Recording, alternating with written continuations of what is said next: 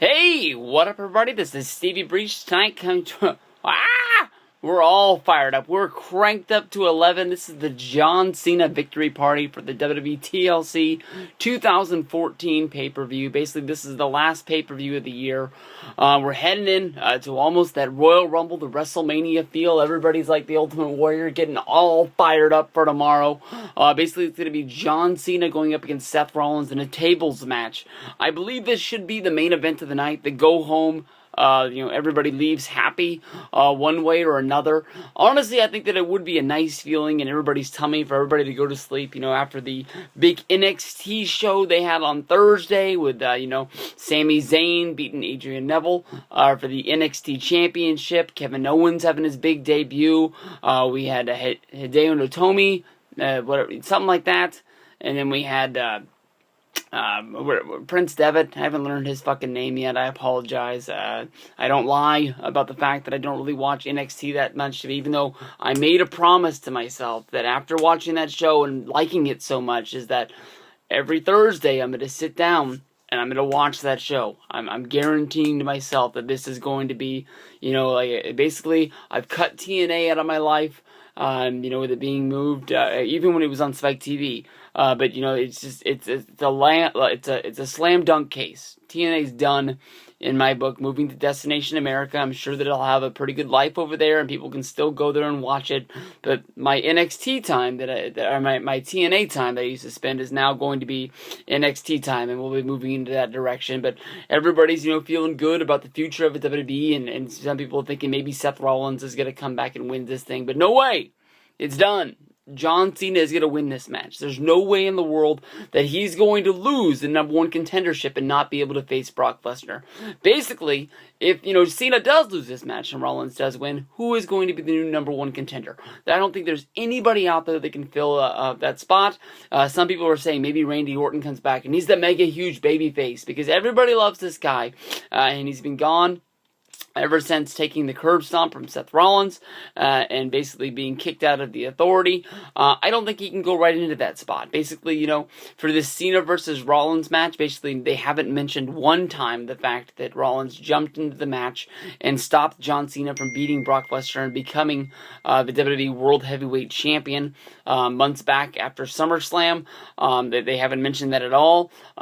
I think if Randy Orton returns, moves into being the number one contender, goes on and fights Brock Lesnar, and then maybe, Cena and Rollins are both inside of the Royal Rumble, you kill off what made Randy Orton a babyface. Randy Orton needs to fight Seth Rollins. Will Randy Orton come back and extract some revenge in this match? Maybe does all the members of the Authority, maybe lose all of their matches and then come back at the end trying and make sure that Rollins wins. Maybe Kane comes down there, Mercury.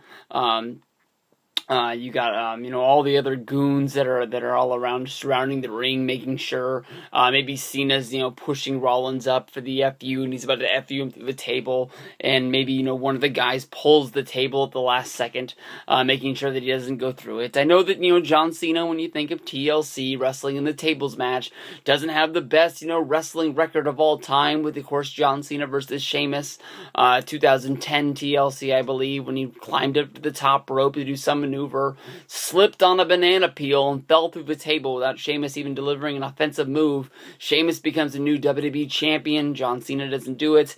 I don't think there's a way in the world that this is going to happen. John Cena needs to win this match. He needs to fight Brock Lesnar at the Royal Rumble and become the WWE champion. I think it sets up a better WrestleMania. I think people will go bananas. People will go crazy over Cena beating Brock Lesnar, but somebody has to do it, and you can honestly tell by looking at a lot of people's videos talking about WrestleMania 31, people aren't that crazy about Roman Reigns becoming the World Heavyweight Champion at WrestleMania, not having that big moment.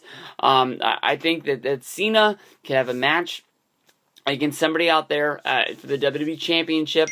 Rollins maybe has his feud with Orton blown off at WrestleMania, and then you can have Brock Lesnar versus The Rock. two big guys, and it's not going to matter, who wins that match, because both guys are going to be gone. Of course, The Rock will go on. He'll promote Fast 5, or no, what is it? Fast 7 now, I apologize. Brock Lesnar will head off the UFC. Him and Paul Heyman will team up with, CM Punk, and they'll create Team We Hate WWE, and maybe we'll call themselves Team Paycheck or something like that. But I don't know. I mean, definitely you can tell from this video that I think if they slice this in half, and Cena doesn't win, I think it opens up a whole lot of windows to seeing what can happen. Of course, the big question mark is going to be who is going to be the new #1 contender. If Cena does win, it sort of makes sense, because why else would you have a #1 contenders match at Hell in the Cell? I think if Cena doesn't win, it sort of exposes the fact that WWE has no plans whatsoever with anybody out there. I mean, if John Cena doesn't even have a straight storyline from week to week, pay-per-view to pay-per-view, and they're making him the #1 contender at Hell in the Cell, and then basically at TLC they're taking it away from him, then nobody. I mean, they don't care about Cena, they don't care about Cesaro, they don't care about Tyson Kidd, the new Fandango. I'm trying to get to Bo Dallas, Jack Swagger. Nobody has a storyline idea. They probably don't even know what they're going to do with Randy Orton when he returns. I don't know, you want to do something, just fucking go out there and do it. I got no clue.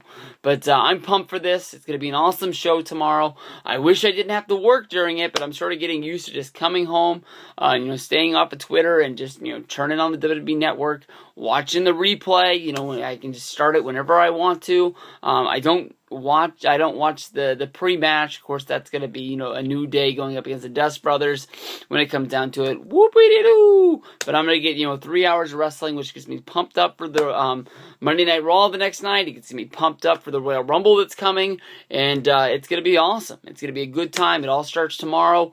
WWE TLC 2014 John Cena Victory Party is going to be starting right here. Thank you guys for stopping by. See you guys tomorrow. Peace out, everybody.